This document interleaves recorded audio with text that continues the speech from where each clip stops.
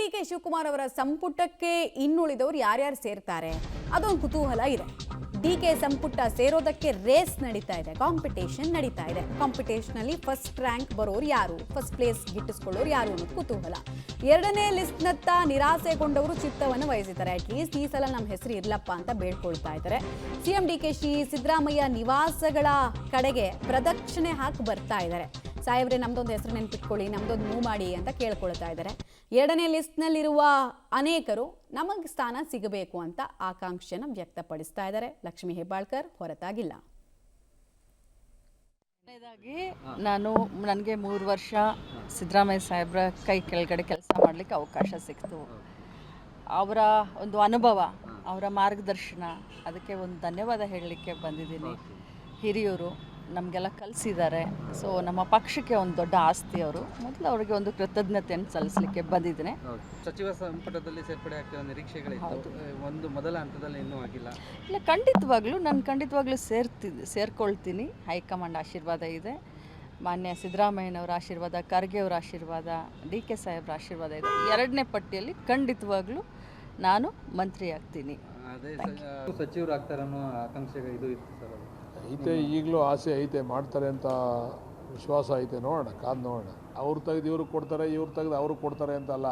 ನಮ್ಗೇನಾರ ಯೋಗ್ಯತೆ ಇದ್ದರೆ ಕೊಡ್ತಾರೆ. ನೀವು ಅದನ್ನ ಯಾಕೆ ಹೇಳ್ತೀರಾ? ಈಗ ನೀವು ಸಿದ್ದರಾಮಯ್ಯ ತೆಗೆದು ಡಿ.ಕೆ. ಶಿವಕುಮಾರ್ ಅವ್ರು ಮಾಡಿದ್ರು ಅನ್ನಂಗೆ ಹೇಳ್ತೀರಾ ನೀವು?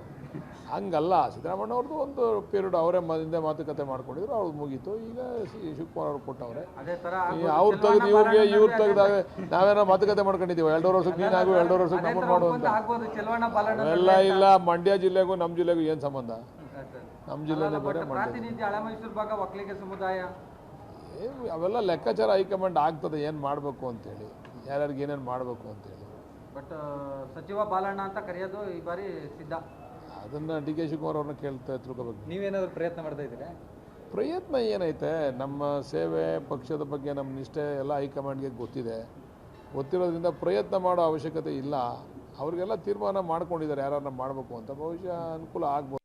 ಇವತ್ತು ನಾವು ಕೂಡ ಮನವಿಯನ್ನು ಈ ಭಾಗಕ್ಕೆ, ಹೈದರಾಬಾದ್ ಕರ್ನಾಟಕ, ಕಲ್ಯಾಣ ಕರ್ನಾಟಕ ಭಾಗಕ್ಕೆ ಸಚಿವ ಸಂಪುಟದಲ್ಲಿ ಅವಕಾಶ ಮಾಡಿಕೊಡ್ಬೇಕಂತೇಳಿ ಮನವಿಯನ್ನು ಇಬ್ಬರು ನಾಯಕರಲ್ಲಿ ನಾವು ಇಟ್ಟಿದ್ದೇವೆ. ಅದರಲ್ಲಿ ವಿಶೇಷವಾಗಿ ಸಿದ್ದರಾಮಯ್ಯ ಸಾಹೇಬ್ರವರಿಗೆ ಮನವಿಯನ್ನು ಮಾಡಿದ ಸಂದರ್ಭದಲ್ಲಿ, ಈ ಹಿಂದೆಯೇ 23ರಲ್ಲಿ ಸರ್ಕಾರ ರಚನೆ ಆಗ್ತಕ್ಕಂಥ ಸಂದರ್ಭದಲ್ಲಿ ನಾವು ಕೂಡ ಭೇಟಿಯಾದಾಗ ನಮ್ಮ ನಾಯಕರಾಗಿರ್ತಕ್ಕಂಥ ಸಿದ್ದರಾಮಯ್ಯ ಸಾಹೇಬ್ರವರು ಆ ಸಂದರ್ಭದಲ್ಲಿ ಹೇಳಿದರು, 2.5 ವರ್ಷ ಅವಧಿ ಮಾಡೋಣ, ಮಾಡಿ ನಿನಗೂ ಅವಕಾಶ ಮಾಡಿಕೊಡ್ತೀವಿ ಅಂತಕ್ಕಂಥ ಮಾತನ್ನು ಹೇಳಿದರು.